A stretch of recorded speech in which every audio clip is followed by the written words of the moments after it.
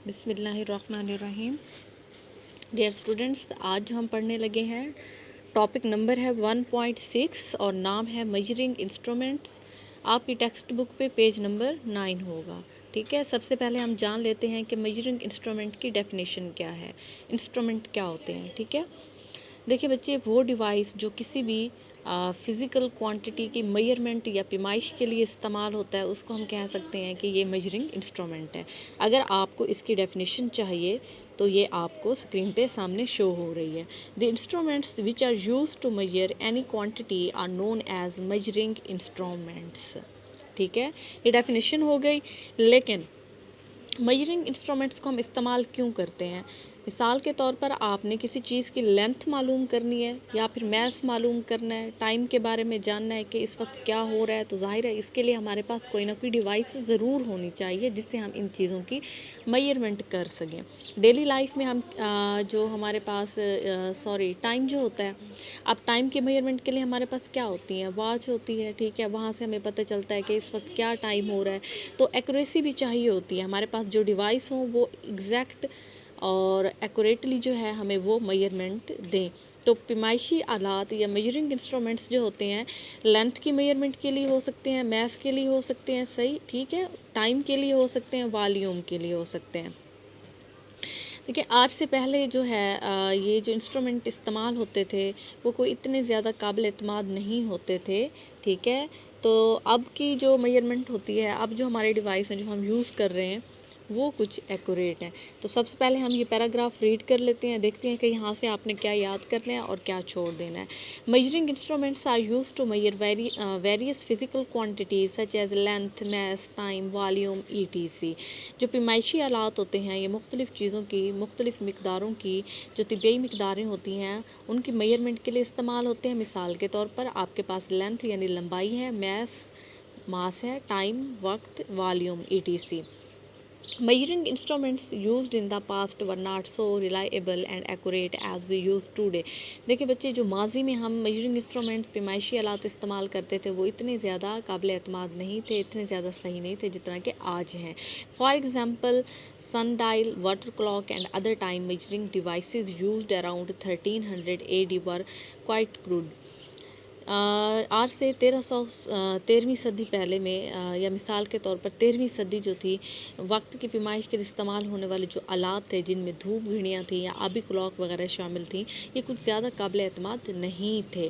ठीक है, on the other hand, दूसरी तरफ digital clocks and watch used now are days are highly reliable and accurate.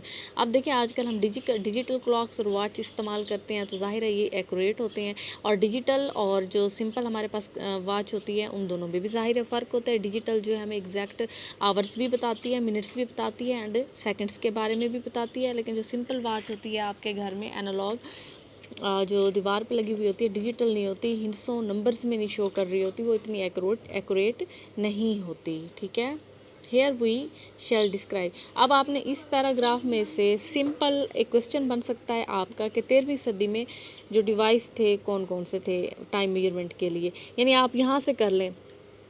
For example 1 2 3 4 5वीं line में आप जाओगे बच्चों। फॉर एग्जाम्पल भी काट दें। ठीक है, sun dial, water clock and other time measuring devices used 1300 AD were quite crude. On the other hand, digital clocks and watches used now are days are highly reliable and accurate. ठीक है, यहाँ से आपने सिर्फ यही 4 lines करनी है। अब मेजरिंग इंस्ट्रूमेंट के बारे में पढ़ रहे हैं तो अब हम ये भी जान लेते हैं कि हमारी बुक में कितने मेजरिंग इंस्ट्रूमेंट्स जो हैं हम पढ़ेंगे। पहले नंबर पे आप मीटर रूल के बारे में पढ़ोगे। ठीक है, मीटर रूल किस चीज़ की मेजरमेंट के लिए इस्तेमाल होगा? मीटर रॉड लेंथ की मेजरमेंट के लिए इस्तेमाल होगा। नेक्स्ट आपके पास मेजरिंग टेप होगी, मेजरिंग टेप भी लेंथ की मेजरमेंट के लिए इस्तेमाल होती है। नेक्स्ट आपके पास वर्नियर कैलिपर है। ठीक है, वर्नियर कैलिपर बहुत छोटी जो हमारे पास मेजरमेंट होती है उसके लिए यूज़ होता है। वर्नियर कैलिपर के बाद हम पढ़ेंगे स्क्रू गेज। स्क्रू गेज भी बहुत छोटी मेजरमेंट के लिए इस्तेमाल होता है। ठीक है, इनके लीस्ट काउंट जो है बहुत कम होते हैं। उसके बाद मैस मेजरमेंट के लिए कुछ डिवाइसेस होंगे हमारे पास, जैसे फिजिकल बैलेंस हो गया, लीवर बैलेंस हो गया, इलेक्ट्रॉनिक बैलेंस हो गया। ठीक है, टाइम मेजरमेंट के लिए हमारे पास स्टॉप वॉच हो जाएगी, और वॉल्यूम मेजरमेंट के लिए हमारे पास मेजरिंग सिलेंडर हो जाएगा। ठीक है, तो हम ये जो है आगे जाके पढ़ेंगे, लेकिन आज का जो हमारा टॉपिक है हम सिर्फ मेजरिंग रॉड यानी मीटर रॉड या मीटर रूल के बारे में पढ़ेंगे और मेजरिंग टेप के बारे में पढ़ेंगे। बुक के हिसाब से देखेंगे, ठीक है। ऊपर वाले पैराग्राफ में आपको नज़र आ गया है कि आपने क्या याद करना है और क्या नहीं करना। अच्छा, साइड इन्फॉर्मेशन भी है, इसको भी ज़रा देख लिया करें, लेकिन इस पर भी मैं एक पूरा लेसन बनाऊंगी कि पूरे चैप्टर में आपकी जो साइड इन्फॉर्मेशन है उसको भी एक्सप्लेन कर दूंगी। जब हमारा चैप्टर एंड होगा तब जो है लास्ट हमारा लेसन हुआ करेगा साइड इन्फॉर्मेशन पे, ठीक है बच्चों। टॉपिक आपको नज़र आ रहा है द मीटर रूल। सबसे पहले अब आप देखो यहाँ पे आपको मीटर रूल बना हुआ नज़र आ रहा है। मीटर रॉड जो होती है मोस्टली, मैं आपको सिंपल एग्जांपल दूंगी। मीटर जो है कहाँ पे इस्तेमाल होता है, शॉप पे, किस शॉप पे, क्लॉथ शॉप पे, कपड़ों की दुकान पे। जब आप जाते हो, आप कोई चीज़ कोई कपड़ा ख़रीदते हो, अपने ड्रेस बनाते हो, तो किस उसमें दी जाती है, मीटर्स में वो दिया जाता है। तो उसकी जो मेजरमेंट होती है, उसकी जो लेंथ होती है वो मीटर्स में होती है, ठीक है। A metre rule is a length measuring instrument, ठीक है, एज शोन इन फिगर 1.3। ये आप काट दोगे। It is commonly used in the laboratories to measure length of an object और डिस्टेंस बिटवीन 2 पॉइंट्स। जाहिर है मीटर रॉड 2 पॉइंट्स के दरमियान फासले की मेजरमेंट के लिए इस्तेमाल हो सकता है, ठीक है, या किसी ऑब्जेक्ट का किसी मखसूस जगह से कितना फासला है उसके लिए हम इस्तेमाल कर सकते हैं। It is 1 metre long which is equal to 100 centimetre. इसकी जो लेंथ है वो 1 मीटर हो सकती है, ठीक है। और एक चीज़ आपने याद रखनी है कि 1 मीटर जो होता है उसके अंदर टोटल 100 सेंटीमीटर्स होते हैं। सेंटीमीटर छोटा यूनिट है, मीटर बड़ा यूनिट है। जब 100 सेंटीमीटर्स मिलते हैं तो 1 मीटर बनता है, ठीक है।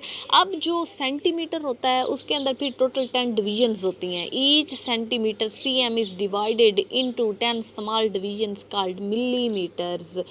मीटर के बारे में पढ़ा, फिर हमने कहा कि 100 सेंटीमीटर्स मिलते हैं तो 1 मीटर बनता है। अब यहाँ पे जब 10 मिलीमीटर्स मिलेंगे तो 1 सेंटीमीटर बनेगा। हर 1 सेंटीमीटर की टोटल 10 डिवीजन्स होती हैं, ठीक है।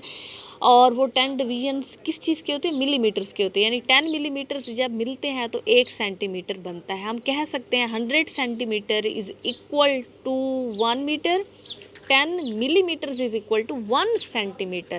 Thus 1 millimeter is the smallest reading that can be taken using a meter rule and is called its least count. Important line है कि सबसे कम जो measurement है हम मीटर रूल से कर सकते हैं वो क्या है, 1 मिलीमीटर। MCQs आता होता है कि मीटर रूल की कम से कम डिवीजन कितनी है, तो कितनी है, 1 मिलीमीटर, ठीक है। ये चीज़ आपने याद रखनी है। और इसके लीस्ट काउंट क्या है मीटर रूल का, 1 मिलीमीटर, ठीक है। वाइल मेजरिंग लेंथ और distance I must be kept vertically above the reading point. जहाँ पे जिस पॉइंट पे आप रीडिंग ले रहे हो तो आप अपने सामने, बिल्कुल सामने जो है जो आपका मीटर रूल है वो सामने रखेंगे। यूँ नहीं होगा कि आपकी जो आँख है वो उसके वर्टिकली एग्जैक्ट जिस पॉइंट पे मेजरमेंट हो रही है बिल्कुल उसी के सामने आपने उसको देखना है, वरना आपकी जो पैमाइश है, मेजरमेंट है, उसके अंदर गलती हो सकती है, मिस्टेक हो सकती है। The reading becomes doubtful if the eye is positioned either left or right to the reading points, ठीक है। यहाँ पे ये क्लियर हो गया होगा आपको इंशाल्लाह। नेक्स्ट आपके पास है the measuring tape. Measuring tape देखेंगे साइड पे आपको इसकी डायग्राम बनी हुई नज़र आ रही है। डेली लाइफ में इस्तेमाल होती हैं ये चीज़ें, आपने देखी हुई हैं, ठीक है। ये भी मीटर्स और सेंटीमीटर्स में मेजरमेंट के लिए इस्तेमाल होती है। Measuring tapes are use to measure length in metres and centimetres. MCQs आ सकता है कि मेजरिंग टेप जो है किस यूनिट में मेजरमेंट के लिए इस्तेमाल होती है, मीटर्स एंड सेंटीमीटर्स। फिगर में आपको शो हो रहा है, ठीक है। अब ये कौन इस्तेमाल करता होता है मीटर रूल, पैमाइशी फ़ीता जो होता है, इसको उर्दू में बोलते हैं पैमाइशी फ़ीता, ठीक है। ये बढ़ाई यूज़ कर सकते हैं, कारपेंटर जो होता है वो इस्तेमाल कर सकता है, ठीक है, लकड़ी की चीज़ें बनाते हुए, फर्नीचर बनाते हुए। और लुहार जो होता है, ब्लैक स्मिथ एंड कारपेंटर्स, ये दोनों इसको मोस्टली इस्तेमाल करते हैं। A measuring tape consist of a thin and long strip of cotton, metal और plastic, generally 10 metre, 20 metre, 50 metre और 100 मीटर लॉन्ग। अब जो ये इसकी लेंथ कितनी होती है अमूमन, ये 10 मीटर भी हो सकती है, 20 मीटर भी हो सकती है, 50 मीटर भी हो सकती है, 100 मीटर भी हो सकती है। और ये बनी हुई कैसी होती है, एक पतली काटन की धात या प्लास्टिक की पट्टी होती है। आपने इसको डेली लाइफ में, मुझे उम्मीद है कि आपने इसको देखा भी होगा और इस्तेमाल भी किया हुआ होगा। ठीक है। Measuring tapes are marked in centimetre as well as in inches. इस पे इंचेस भी बने हुए होते हैं और सेंटीमीटर्स भी बने हुए होते हैं। उम्मीद है बच्चों आपको ये लेसन क्लियर हो गया होगा। बिल्कुल छोटा सा हमारा लेसन था। अभी जो है ये मज़ीद कंटिन्यू होगा। नेक्स्ट हमारा टॉपिक होगा वर्नियर कैलिपर। बहरहाल इस फिगर को भी आप ज़रा गौर से देखें। यहाँ पे आंख की पोजीशन बताई जा रही है कि जिस पॉइंट पे आप मेजर करोगे आंख की एग्जैक्ट उसी पॉइंट पे वर्टिकली लोकेट कर रही हो। ठीक है। फर्स्ट जो ए है फिगर, यहाँ पे आप देखो तो उसकी जो पोजीशन है आंख की वर्टिकली नहीं है, जो लाइन आपको शो कर रही है। लेकिन सेकंड बी जो फॉर्म है ये करेक्ट पोजीशन को शो कर रही है। जिस पॉइंट पे आप मेजरमेंट ले रहे हो उसके एग्जैक्ट वर्टिकली आंख की